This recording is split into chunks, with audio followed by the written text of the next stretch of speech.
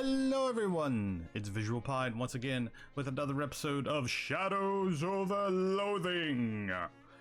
And here we are. We're gonna have a good time today. I'm gonna uncurse this key here in a minute, and I make sure. Okay. I don't know if I'm gonna find all of Rufus's stuff. I don't know how many more radios I could find. Granted, I haven't really looked around that much to be fair. Did I even do the one in the speakeasy? Granted, the speakeasy has that's not a radio. That's a piano. But yeah, I want to uncurse this key, and I want to, explore. Like I said, I don't know how much more we've got.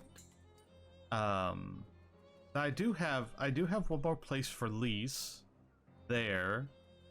Maybe that's a good indication. That's just condemned. Oh,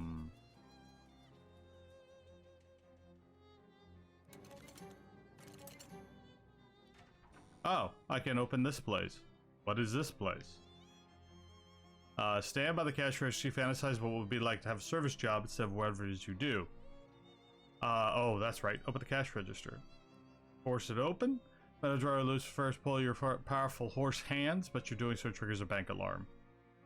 That's what I was trying to do.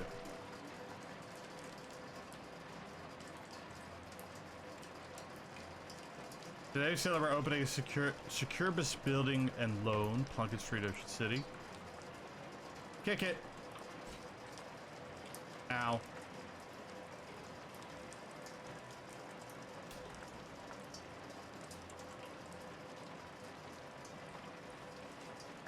Well, I robbed the register. Is it just raining in here now? Is that what I condemned it to do? Oh, that gives us a new date, though. July 4th, 1899. I wonder if that's... let's see here. Let's see if that's important. Today saw the grand opening of a new banking concern. Succubus Building and Loan. Residents of Ocean City watched in appalled disgust as during the opening ceremony, max security vault door was installed backwards, sealing inside their savings and valuables for eternity. The bank's chairman reassured worried customers the mistake would not affect operations. What happened next? 10 minutes later, the bank was closed permanently. Banks, can't trust them. All right, so so literally they installed the vault door backward, and oh, that's good stuff. Okay, so someone did say they saw something very briefly. I just gotta remember where it is. There it is.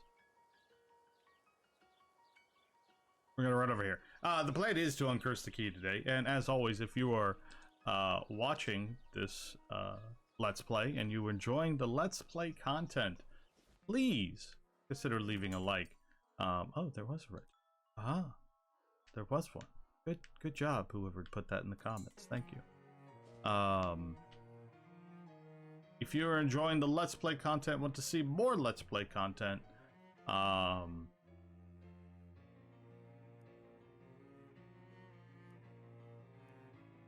then hit that like button. Hit that subscribe button if you want to see more of it. And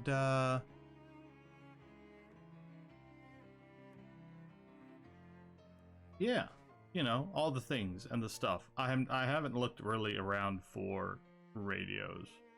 Cobweb strewn corpse of trees to get new it. Belongs to Beppo. Sure, I'll check out the terrible spider hole. But remember, another thing I want to do with this Let's Play right now is just kind of relax, enjoy the world. There's apparently a lot I haven't discovered. Beppo's Hole is named after Beppo Pistoricio.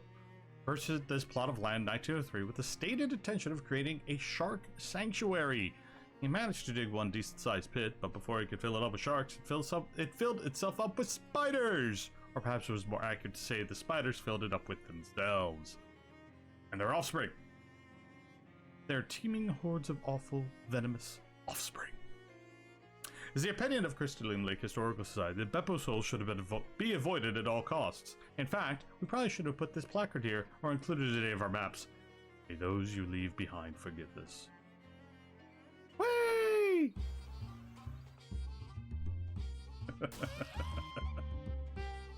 Of course, I'm just gonna jump in and fight the big spiders. Why not? Why the heck not, right?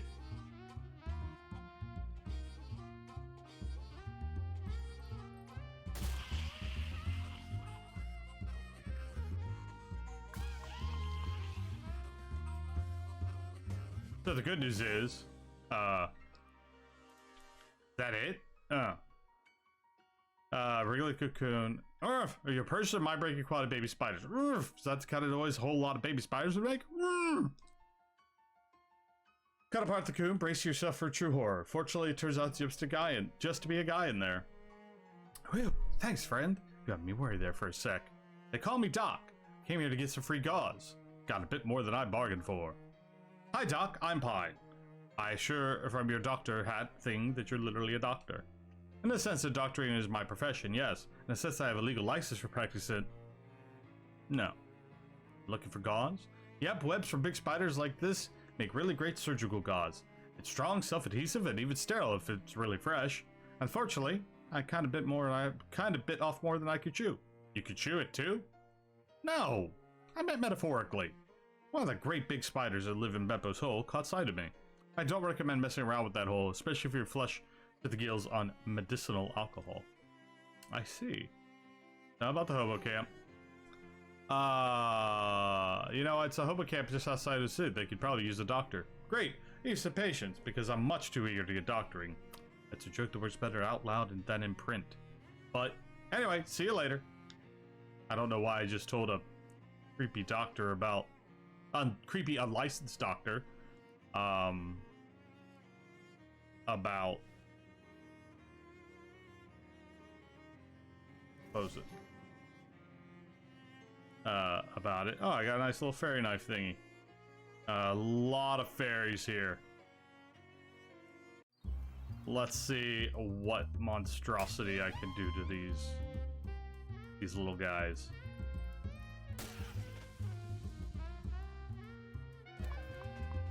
That good, huh?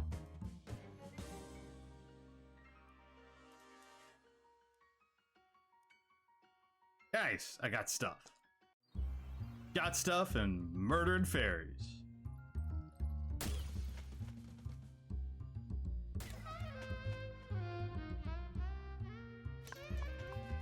Oh, there's one alive. You got it, Molly? Molly's got it.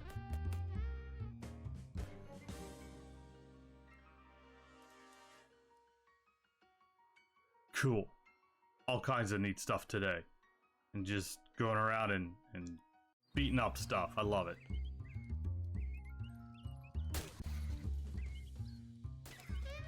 You know, it does 8 damage to everybody, but as long as it gets everything...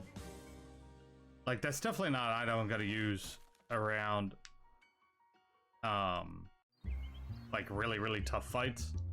But this stuff, you know, I'm able to do 12 damage, and that's gonna take out most things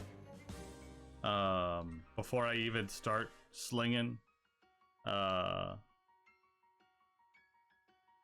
Wait, seriously, what is he? Obviously evil, obviously extremely ugly statue back to your room, the room where you sleep. Yes! Drag the horrible sculpture to the bus stop. Bus arrives, refuses to pick you up, because the horrible sculpture, I mean. Spend the next several hours dragging it back to your room.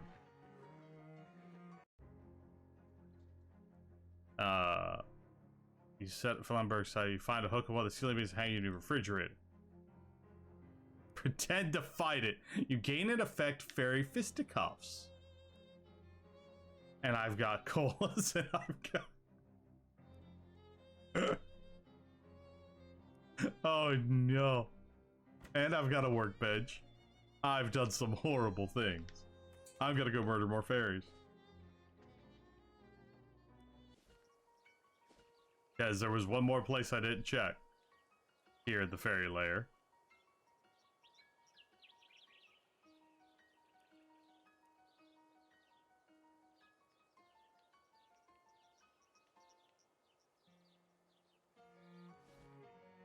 Alright, one more nest over here. Came back for meat that I didn't really need, but it works. I'm trying to think, is there anywhere else that might... Check the museum out. Decayed nightstand discarded in a ditch. Which kind of weird place to find a nightstand? Maybe someone got so mad about stubbing their toes, they easily drove it out the woods and threw it out of the car. Got junk mail on the match. Aw, yeah. Sandwich Museum. I don't know if there was actually a radio here. I mean, I'm not going to go too far out of my way to find the radio. But if I just so happen to see it, I'll do it.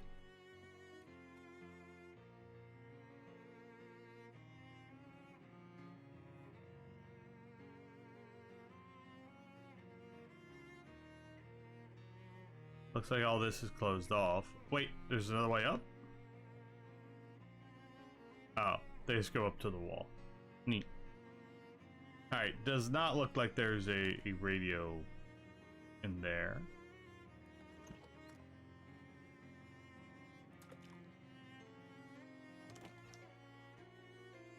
Okay.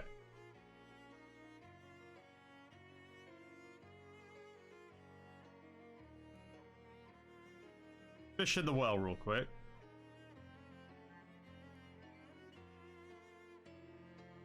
And because fishing seems to be this game's spittoon, even though there's nothing really funny like the spittoon that I seem to have found. Let's go back to Ocean City. Let's uncurse this key. Alright. Also, I should be doing pretty good for some unspent XP.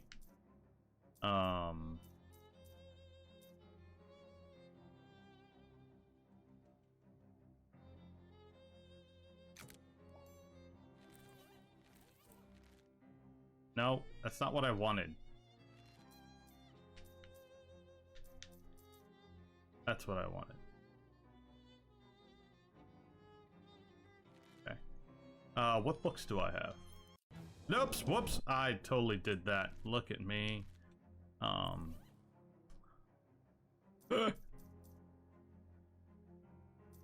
love it. What's my inspiring ring do again? +3 magical weapon attacks. No, we're definitely keeping that equipped. Hey, it's also by 2 at the start of combat. I feel like that's better. I don't know though. Find out. What am I currently wearing? I'm wearing a suit of white pants, which is fine. I'm using Bob the Dough Baby. Potions, combat items, quest items, books, harmonic frequency resonance. Timpani has been upgraded. Gives hot armor. Oh.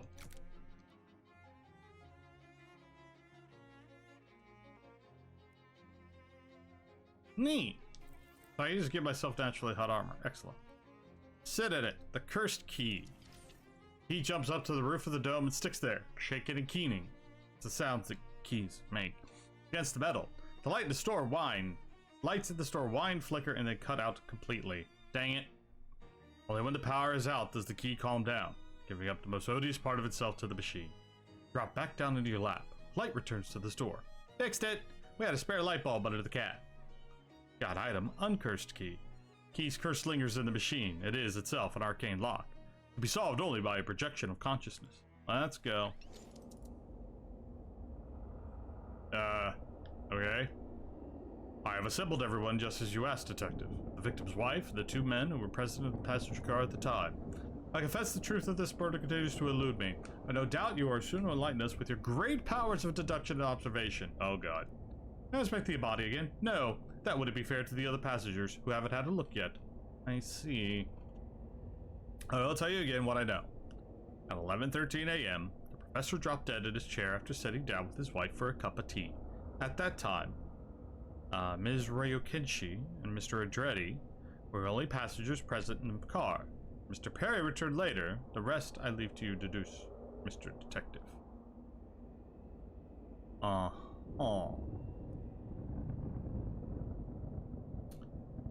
Embroidered with the words morning rags and wipes. A moment of privacy, please, Detective. Nothing to do with my husband's death, and no reason to want him gone. He was a kind man, not a rich one. Everything he made, he spent on roulette tables. He owned over 700 of them.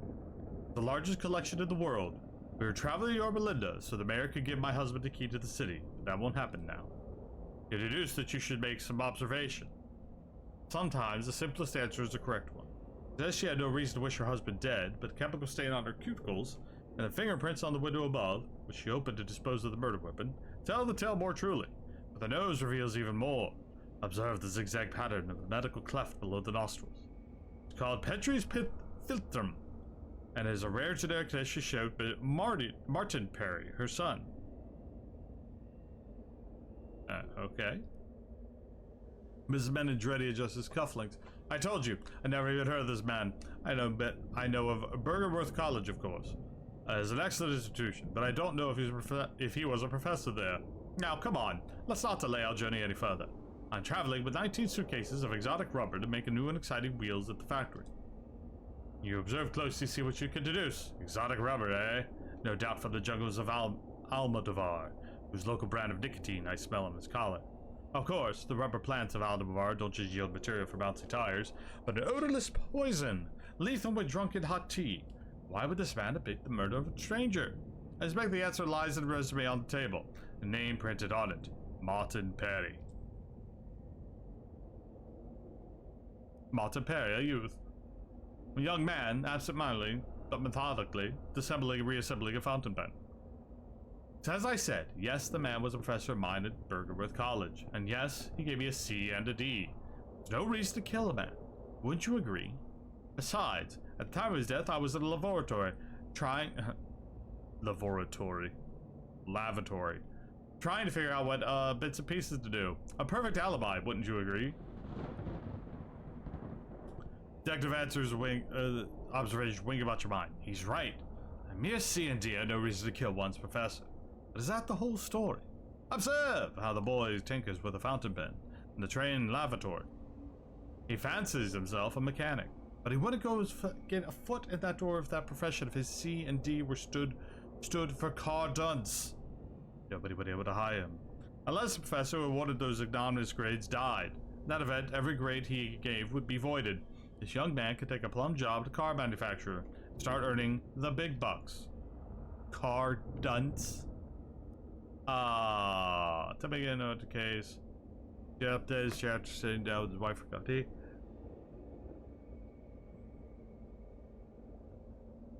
I resolved the murder. Victim was poisoned by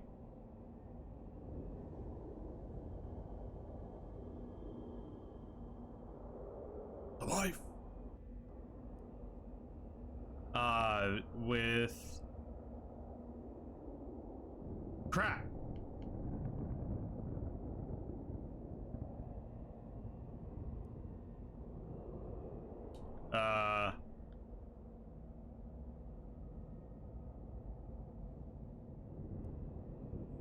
Young Martin Perry dreams of working on cars, and his fresh ideas excite Mr. Andretti, who runs a tire factory. But Master Perry's professor had effectively blacklisted him as a car dunce, unemployable. What to do? Kill the professor, of course. Avoid that odious grade. Here, the plot becomes more wretched. Master Perry's mother, Yumi Ryukinshi, marries the professor and arranges for him to be present on the very same train as Master Perry and Mr. Andretti, which applies an undetectable poison, administered by Ms. Ryukinshi. And voila! No more professor, no more car dunce. There's one more thing our three conspirators did not count on. Me. I'm not ashamed. Any parent, sir, would do the same. As would any manager seeking new talent with interesting ideas about tires. If you call someone a car dunce, you're branding them for life. You're responsible for anything that happens next. How awful. The three of them, in it together. Tell you what, detective. At the next stop, they can all get out and take the bus. Sick business. Quite so. Wonderful feeling. I think, to be possessed of great gifts. Great powers of deduction observation. And to use them, here's another, a gift. That is, call it a reward. Nice ring, isn't it? Looks what rewards accrued to the powerful. Look how the world itself reveals itself. Yeah, how the world itself reveals itself at your touch. I must take my leave. Discuss. I've thought about it. Oh. Poison.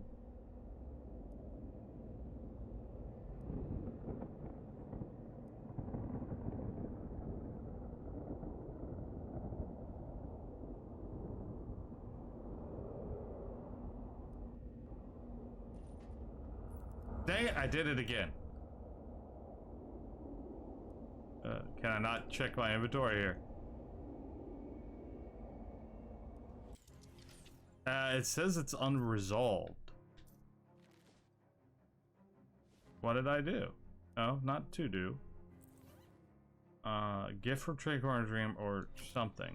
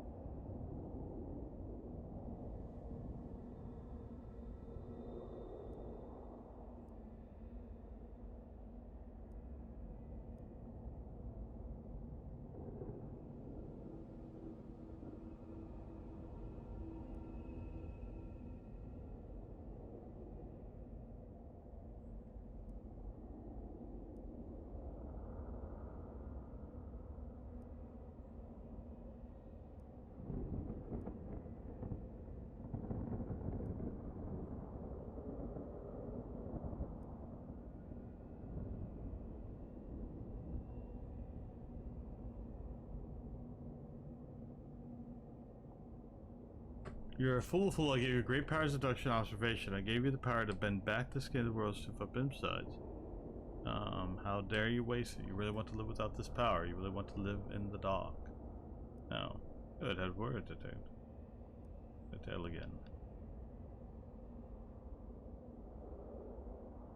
All for now. But wait.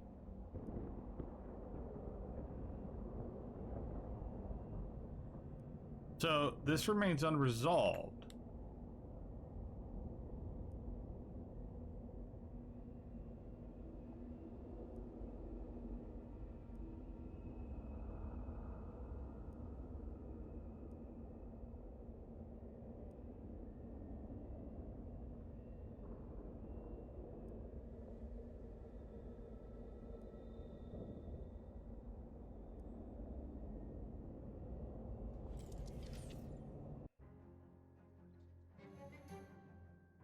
So, did the crucifix try to bribe you to not destroying it? That's a little disconcerting. You look at the key, once hammered shattering magic, it shimmers in the light. Check your finger or pockets, no mysterious owl ring. You're reminded of the great figures of history who wielded incredible power. Chose to give it up. You think anyone specifically, but the concept is interesting for you to consider. Who's someone famous who gave up great power? He's not famous, but my dad never eats more than he needs at a buffet. I don't remember where I read this, but the rumor Anne Boleyn had access to a tank, but chose not to use it. No need, she said. Well, you know who else had a tank? Walt Whitman. Find my lucky truck.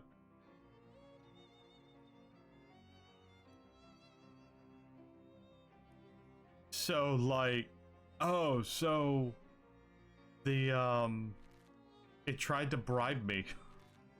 That's what happened. It's like, man, this is really weird.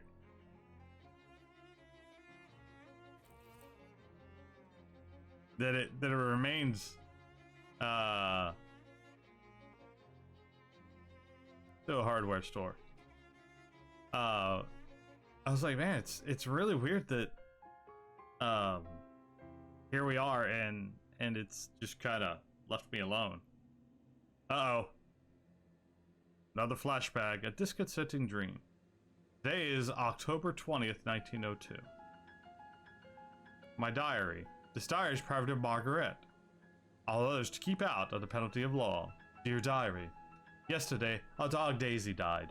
Papa said it was bound to happen because she was older than me. which isn't old for a kid, but really old for a dog. He said we'd get a new dog soon, but I was sad anyway. Some birthday. At school today, the teacher asked what we wanted to be when we grow up.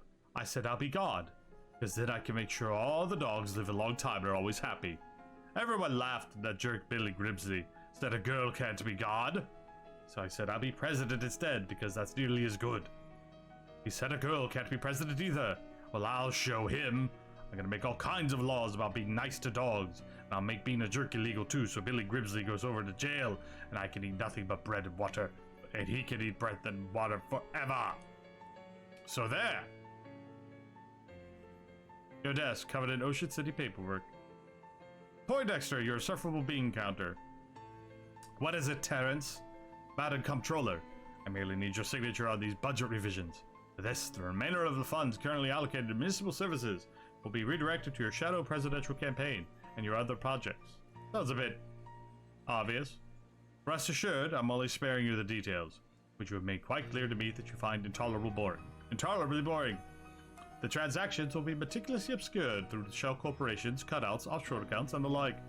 Alright, good. You better not be skimming more off the top than I'm willing to ignore. Certainly not, Madam Comptroller.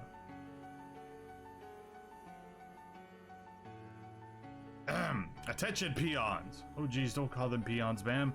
And, please try a less totalitarian tone generally. Right. So something like... My fellow citizens. I, Margaret... That's weird. Levels went all funny when you said your last name. Don't worry about it. Here I announce vacancy for Shadow President. Vote for me or else. Nope, sorry ma'am, no. So let them say who you are. Most of them probably don't pay much attention to local politics.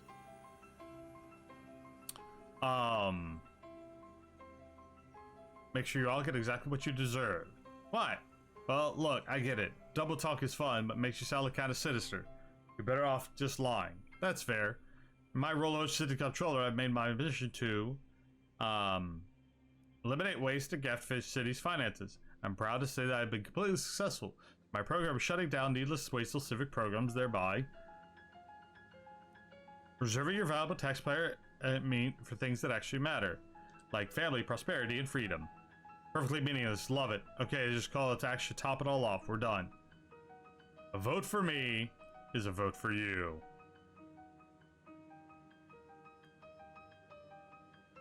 Time traveling makes my guts itch.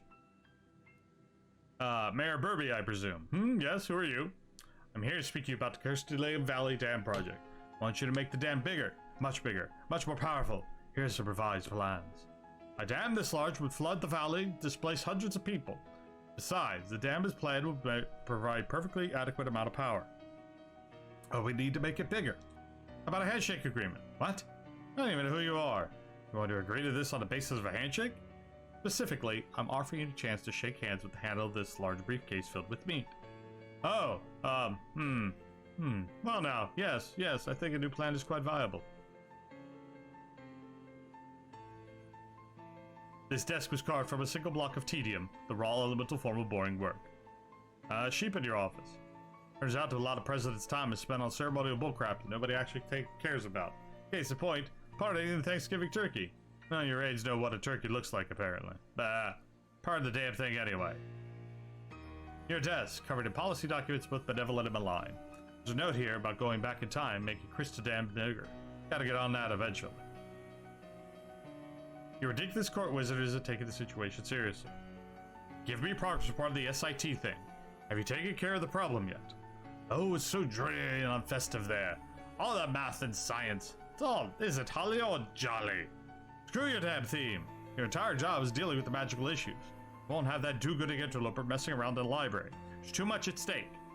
Get it dealt with, or I'm giving Crimbo's federal holiday status to the friggin' groundhog. You wouldn't. Go, get out of my office. 6 lockers. Some object you have a personal fitness award to. Hey kid, how's it going? Hi? Brilliant. Alright, by the power vested in me as Shadow President, here's an award for being able to climb a rope faster than most other kids. It's definitely important, this great use of my time. Thanks, do I give a speech? Whatever, I'm out of here. President strong and make rich! Yes, I know, and yes, you don't have to remind me of the terms of our 2-worded agreement. You're keeping your people mean and hungry? Yes, Warriors mean, warriors hungry, good fighters. That's right. You're my ace in the hole, the stinking mud hole. If I need to use force, much better stay on top of things if you want your make rich. Keep everyone worshipping at the Gator Shrine too. For God's sakes, don't mess with the stuff in the basement. It'll screw you up if you screw anything up down there. I'll turn you to wallets. Get me? Culp, I get. Duty calls again. Get it over with. More damn paperwork. How come nobody told me being present all the paperwork and talking to idiots? Sorry, man, but the unwashed masses got to keep in line unless we amass power. While we amass power. Yeah, fine. Hereby sign this order declaring July 12th National Bread and Circuses Day. All citizens get a complimentary dinner roll and a free turd on the nearest suitable trapeze. Ma'am, I ain't sure that. Who cares? Let Coolidge deal with it. What's it even for anyway? It's all beneath me. Hellstrom, what does he want? Alright, Hellstrom, let's hear your report. Everything's fine and dandy, ma'am. I don't rightly understand what this shadow energy stuff is exactly, or why you want so goddamn much of it, but the converters are spraying it out like slicker grease mice out of a Gatling gun. Plenty of slag left over to press to those weird monsters you like. Finally, some good news. So we meet project deadline? Yep. So we need to expand oil drilling operations some more. Need you sign this permit so we can expand it to lots 210 to 240. Sure, whatever. Wait, 210 and 240? What's the problem? My family's farm is on 223.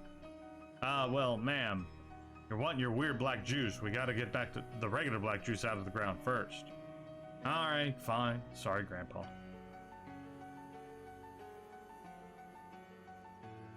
So... we just followed the shadow president? That's neat.